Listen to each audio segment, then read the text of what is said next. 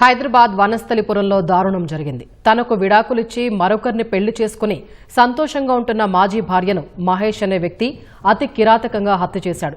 పక్కా ప్రణాళికతో ఇంట్లోకి చొరబడి ఘాతుకానికి ఒడిగట్టాడు. ఆ తర్వాత ఆత్మహత్య చేసుకునేందుకు యత్నిస్తుండగా పోలీసులు అరెస్ట్ చేశారు.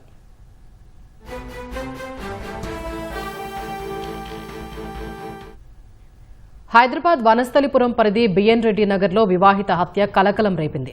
విడాకులు తీసుకుని మరొకరితో దాంపత్య జీవితం గడుపుతోందని అక్కసుతో సునీత అనే మహిళను మాజీ భర్త మహేష్ అత్యంత కర్కశంగా హతమార్చాడు.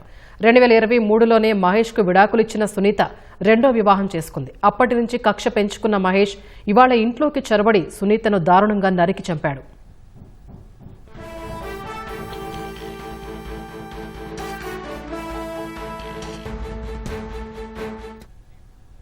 తెలంగాణలోని పెద్దపల్లి జిల్లా మంథనికి చెందిన మహేష్ కెనడాలో ఉద్యోగం చేస్తున్నాడు.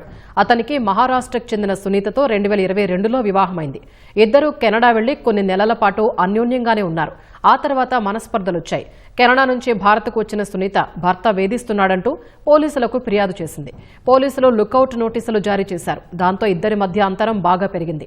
గతేడాది ఆమెకు వనస్థలిపురానికి చెందిన శ్రీనాథ్ పరిచయమయ్యాడు. ఇద్దరి మధ్య చిగురించిన ప్రేమ పెళ్లికి దారితీసింది.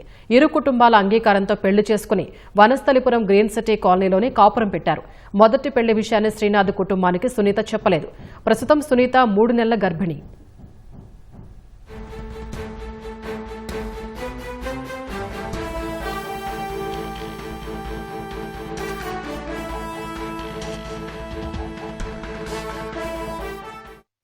ఇవాళ సునీత నివాసానికి వెళ్లిన మహేష్ ఇంట్లోకి చొరబడ్డాడు. తలుపు తెరిచిన సునీతను నెట్టుకుంటూ పడక గదిలోకి తీసుకెళ్లి డోర్కు లాక్ పెట్టాడు.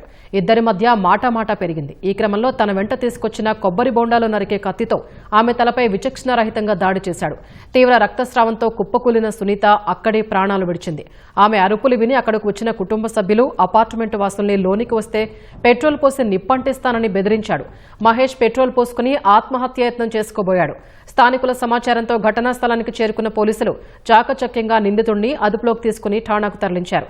ప్రస్తుతం అతన్ని పోలీసులు విచారిస్తున్నారు. సునీత మృతదేహాన్ని పోస్టుమార్టం నిమిత్తం ఉస్మానియా ఆసుపత్రికి తరలించారు.